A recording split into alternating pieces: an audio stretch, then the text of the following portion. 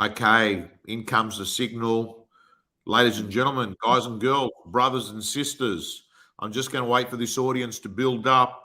I am letting you know that we have made the decision to change the time on Mondays to be 7 o'clock, or we're going to aim to be doing it at 7 o'clock, because the reason is that many of you that are watching this are in fact in New Zealand, and because of the time difference, if we start at 8 o'clock, it's 10 o'clock.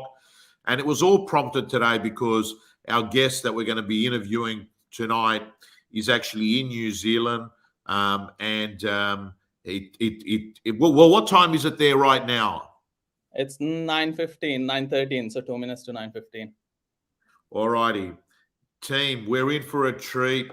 Aman Gulia is from Harcourts, New Zealand. And we always hear about stories about people doubling their income or tripling their income. This guy here is a Real Estate Gym Plus member. And when we were having the coaching session on Friday, I just immediately felt you guys and girls needed to hear the story. You needed to hear how a man right now is number 11 for Harcourts. Can I confirm number 11 internationally? In the world, yeah. In the world, number 11, right? An extraordinary award. And, for the 12 months, what did you write, Aman? 3.5. It's over 3.5 million in GCI. Over 3.5 in GCI. So tell us a little bit about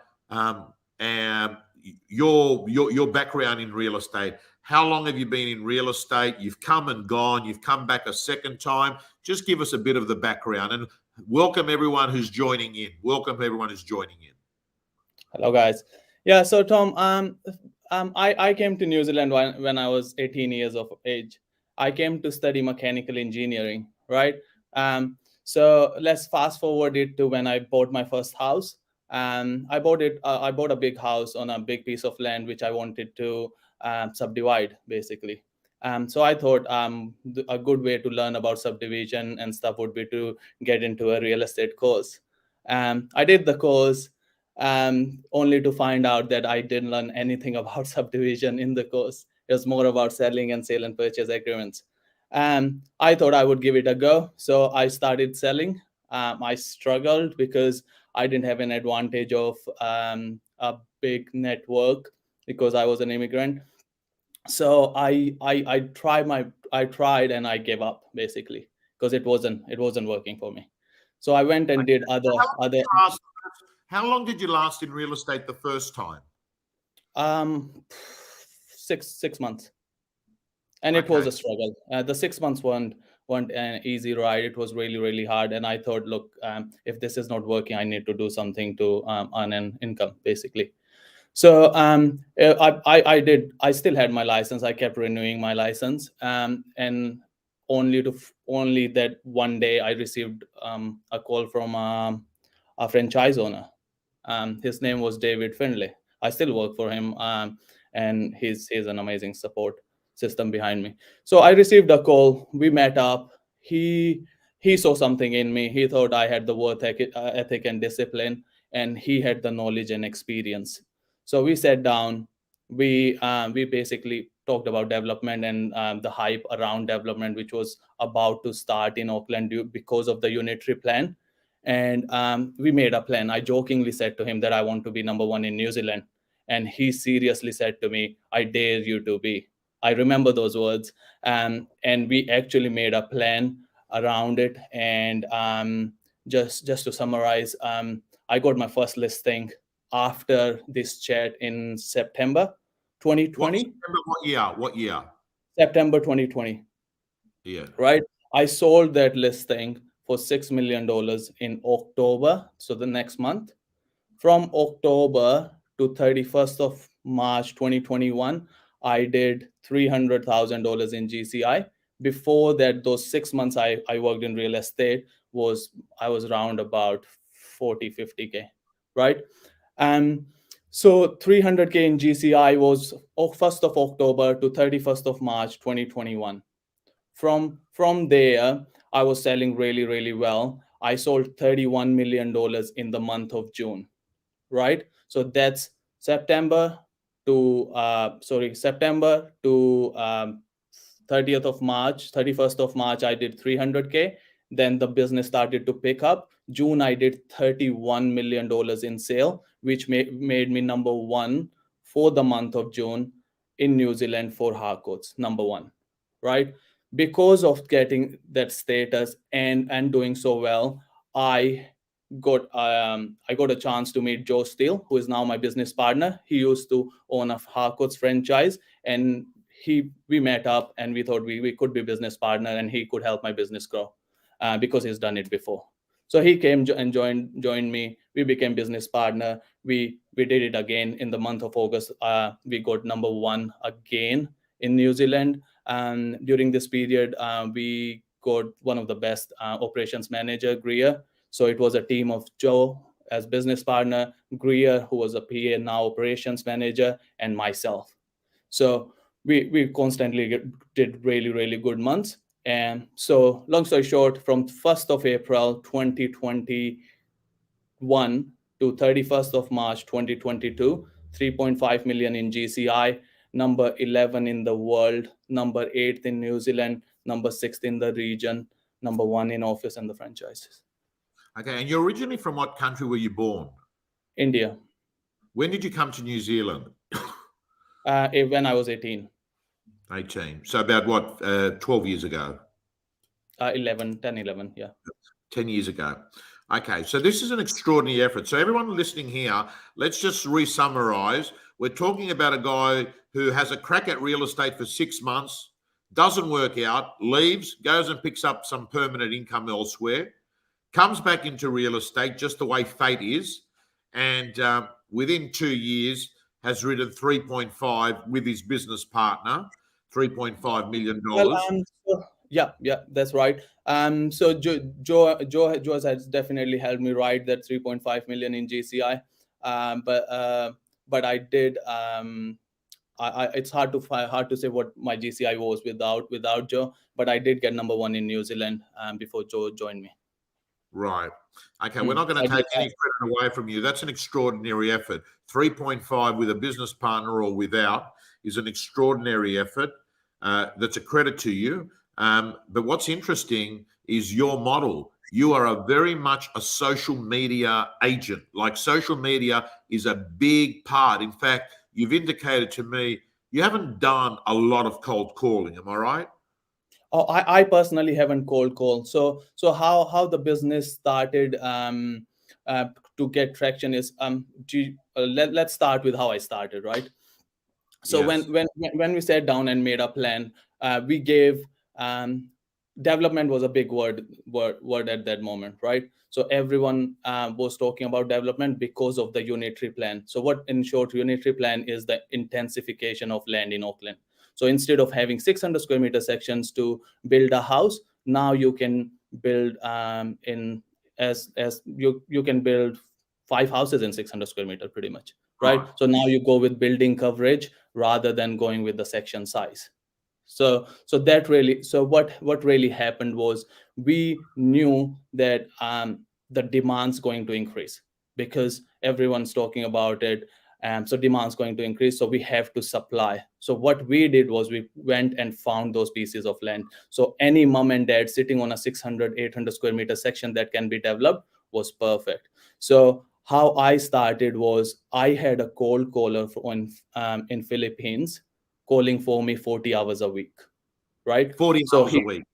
40 hours a week, constantly calling for me. I was paying round about $3.5, $4 an hour for them.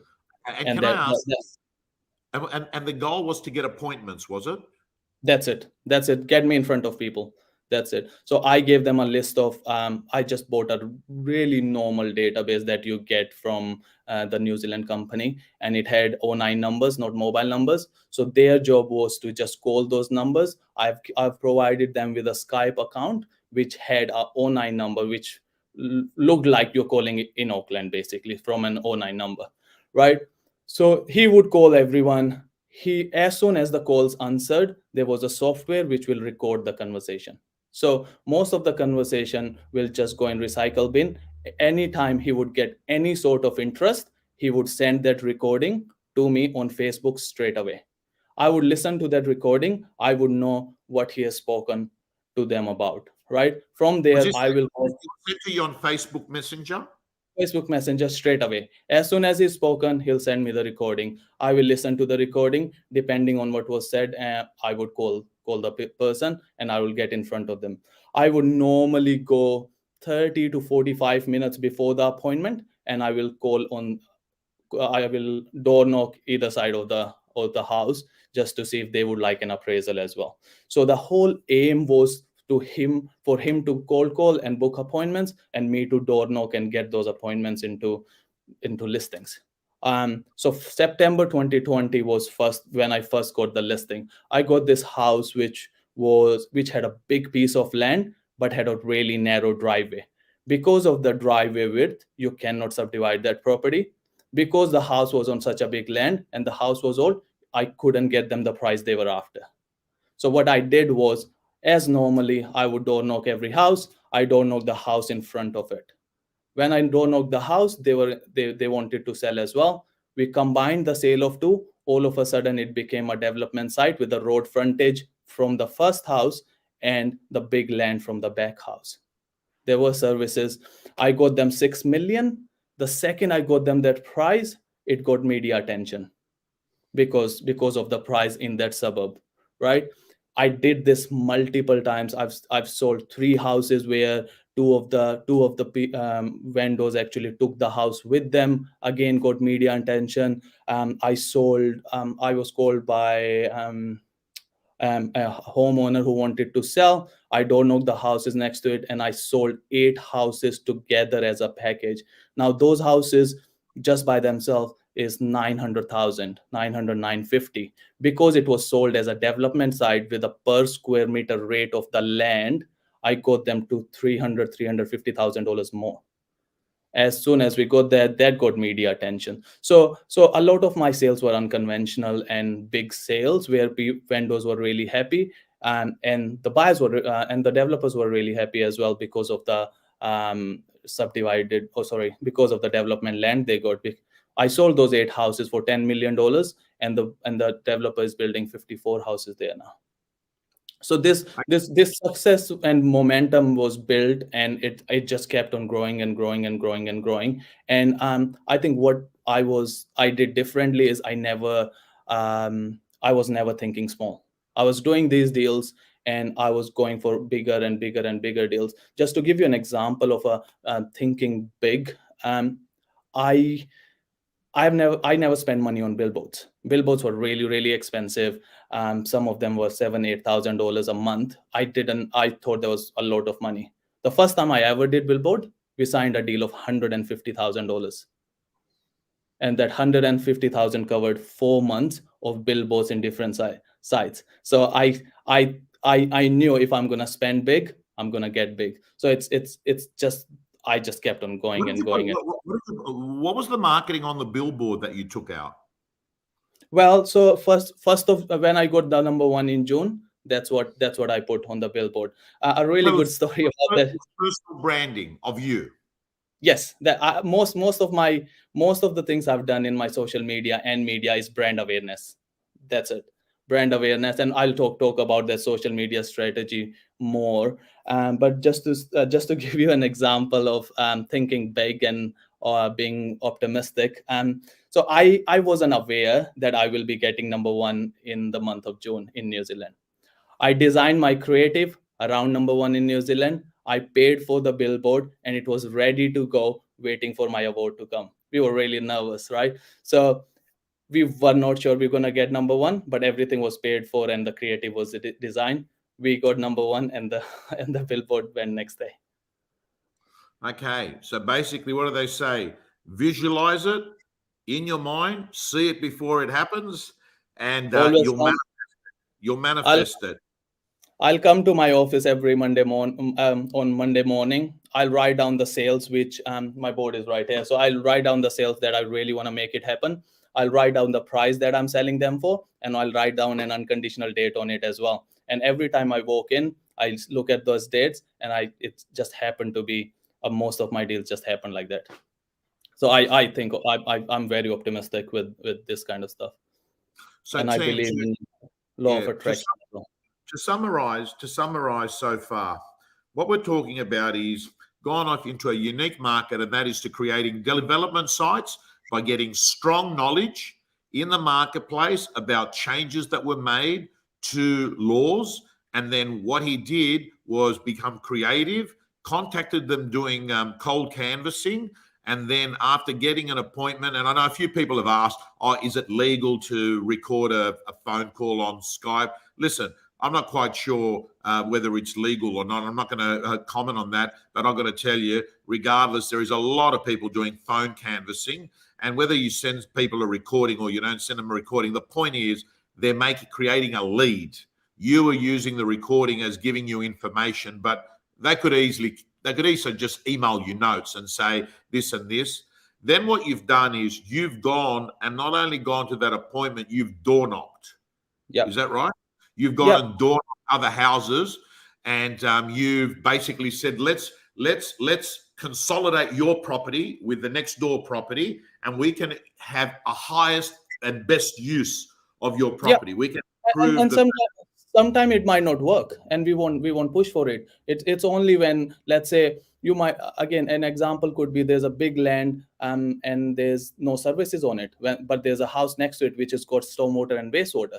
So I think it's just using their knowledge. The one thing which was different was I was a proactive agent rather than a reactive agent, right? So a lot of the times, basically, you get the listing and you just wait for TradeMe or realestate.co to basically people to call you, right? I actually knew every single developer in my area who's looking to develop or would be developing next 3 months, 6 months, 9 months, or 12 months. Anyone who is developing right now, I will go to them. I'll say, hey, look, I'm not trying to get your listing, but what I'm trying to get to you is basically I'll send you a list of properties that I've got. Look at it. What would you be doing after you finish this project? You would be looking for something, right? I want you to call me when you're looking for sites. So I already knew I had list of developers who were wanting sites, and I was going and finding those sites basically. And because there was the supply wasn't there and the demand was high, I was getting amazing results for my vendors. Those results was picked up by media, and I basically and my social media as well. I put everything on my social media, which created brand awareness, which I actually created a name for development side. So, Aman, I want to ask you. So you've sort of become a little bit famous by, firstly, the media picking up and promoting you. Then I've seen your social media. It's quite fascinating, everyone. If you jump onto his Facebook, you'll realize he does get a lot of strong engagement, right? I mean, you have got articles there that have received, I mean, how much is the highest rated views you've had? I've had 300,000, 400,000 impressions. I have had over 600 comments, and those comments aren't thumbs up or love heart or you're doing amazing. It's normally long comments, 3, 4, 5 lines. 60, 70, 80, I don't know, 80% of those will be negative. People hating on me, or people hating on Auckland market, or the prices going up and this and that. How do you cope with that? Because you know, when you're very out there on social media, you're getting a lot of positive and negative comments. Mostly negative. Mostly negative. Yeah, mostly. I would easily say 80% of those are negative comments, and I'll be lucky. It's people talking the market down, isn't it? And blaming real estate agents, companies, myself personally, for the prices going up and them not being they can't afford to buy in Auckland because of what we have done. Whereas it's not our fault. In regards to coping with it, I personally think it's an awesome thing and I've always said that to anyone that I've spoken to. It's a really good thing that anyone who is writing a positive or negative comment, regardless, and the second they write a comment on it, all their friends sees my post, right? So I really I actually like it. Anyone who comments on it, thank you. I just thank them, because regardless of what it says, the second they're liking or commenting or angry face or could be anything, all their friends sees that post because they've commented on it. Yeah, yeah. And I'm very proud of you, because there are a lot of people in your situation that the minute they get some negative criticism on social media, they stop being active. And in fact, what actually happens is other people then impact your own behavior. What you're saying is, hey, I'm reading this comment here from Hannah, and this is a good comment. The negative comments create conversation, which drives engagement. Win, Yep. win. Yeah. Listen, Michael's a great mortgage broker in New Zealand, an adorable guy, very nice guy. What's your Facebook page that people So can? it's Aman Gulia, real estate salesperson. Okay, so it's Aman Gulia, real estate salesperson. And Yeah. Michael did ask earlier on, because he's in New Zealand, how are you finding the market right now? Because we are in changing times. You must have, obviously, you've seen it. Yeah, so for us, it's market is a market, right? So two years ago, development was everything for us, and we saw the opportunity. Now we see that opportunity in residential houses. We see that opportunity in first home buyers. We see that opportunity in anything that we can find. To be really honest, so I was talking to Tom on Friday. Friday it was, and Tom was like, what's your average sale price? And I said, the average sale price changes with the market. It changes every month. It depends what we're selling. So last year, the development sales were 10 million, 6 million, 4 million, 3 million. And now we're selling houses. We just sold a house for 565,000. We're selling multiple first home houses for 800, 900,000. So I think the opportunity, the market, that just changes. And the fun is basically adapting to it. Now, let me ask you. I'm just really fascinated, and it's encouraging, because there are people that have a go at real estate. It doesn't work, but you've shown, hey, sometimes you've got to fight a battle twice to win it. So you've come back a second time. Let me ask you, what are the sort of qualities you think, Aman, someone needs to be successful in our business? What do you think they are? What are the non-negotiable behaviors, qualities? I think hard work is, and anything you do in your life, if you want to be successful, hard work is the number one thing. Like there's some things that you just cannot miss, like hard work, right? Do you work hard? Like what sort of hours do you seem to work? Well, I'm the first one to come in the office and I'm the last one to leave, right? I don't normally count my hours, because I just, for me, as in real estate, I just don't know when I'm working and when I'm not. I'm working Yeah. 24/7 or I'm not, because I personally enjoy it so much. I wake up to actually work. I don't know if it's work, to be honest, because I enjoy it so much, right? I am really, really excited, and I'm not just saying it. I'm really, really excited to wake up every morning, to go and just look at my board and write stuff on it and make things happen. I if it's You have to immerse yourself in real estate if you want to be successful in real estate. It's just not easy, but I think So it's hard work's hard work, you're saying, is one of the critical factors. Is there anything else? well, hard work. Then you have to get you have to be knowledgeable, right? The reason why I was successful is because i i i I had the knowledge. I can talk to a developer like a developer. I could talk to the vendor like a vendor. It's I knew everything about my market, right? That's why I could have those educated conversation, right? So the first thing is hard work. The second thing is knowledge. Third thing is you have to have the right support, right? So for me personally, I had David Finlay, who is the owner of JK Realty. He had the experience, he had the knowledge. I gained that knowledge from him. He taught me stuff. I had the attitude. Okay, so knowledge, support, hard work, and I think the most important thing, Tom, because you cannot do anything unless you have the right attitude. Attitude is the number one thing. It comes before knowledge, it comes before hard work. If you don't have the right attitude, you're just not gonna succeed. On top of Yeah. it, I value a lot of things. I value thinking positively, um, being optimistic. You have to do smart work rather than hard work. I could spend 40 hours cold calling, but I choose to pay someone $4 an hour to do cold calling. um, and I What are think they, these.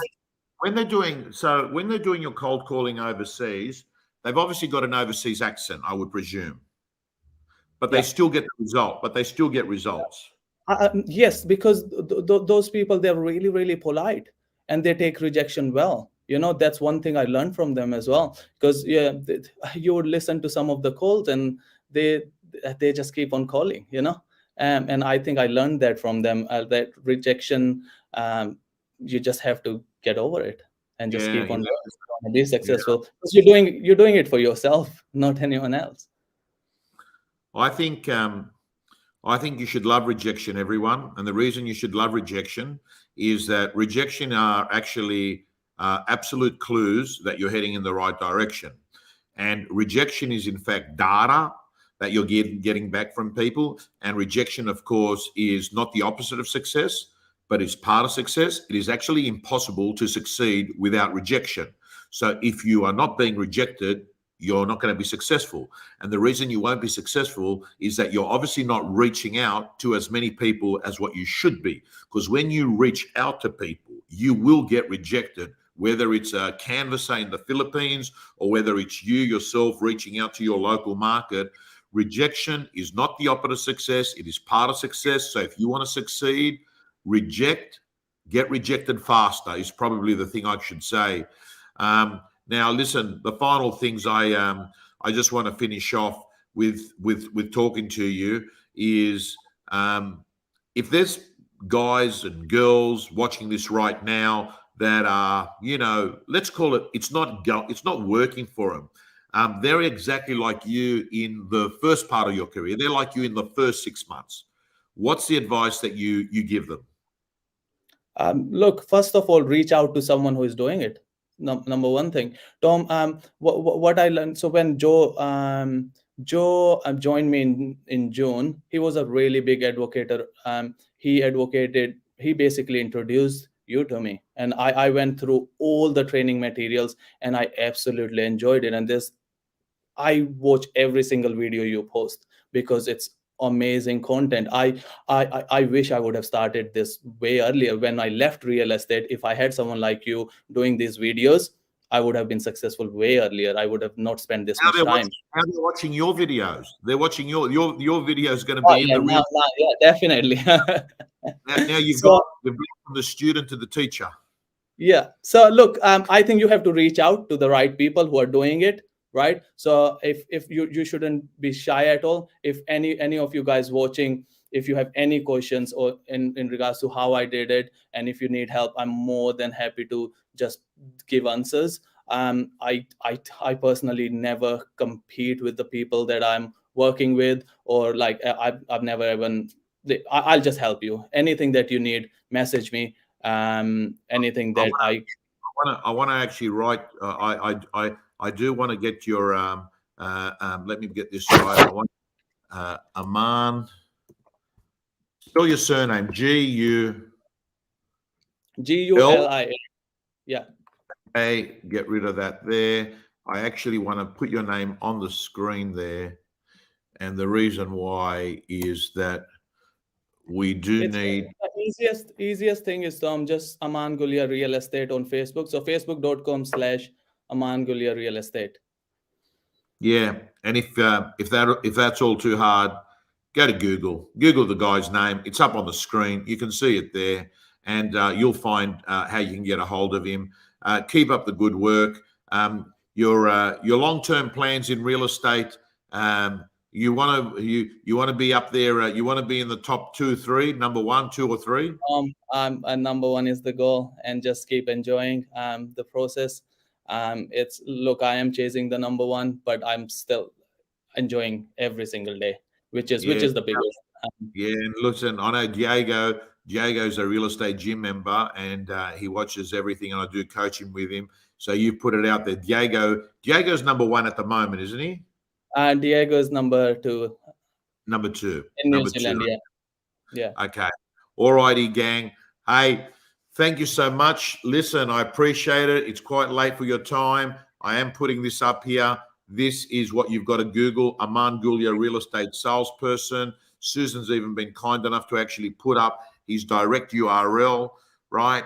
And we're getting some great comments from people. What a lovely, oh, let me go back to that there because I want to make sure you've got enough time to get a hold of it. It'll give you a taste of his video content that he uses, right? And he uses both organic and does paid reach advertising. We've had some very good feedback. On that note, my friend, I'm going to wish you a good night. I want to thank you so much for joining in. Really appreciate it. Signing off, everyone. Have a great evening.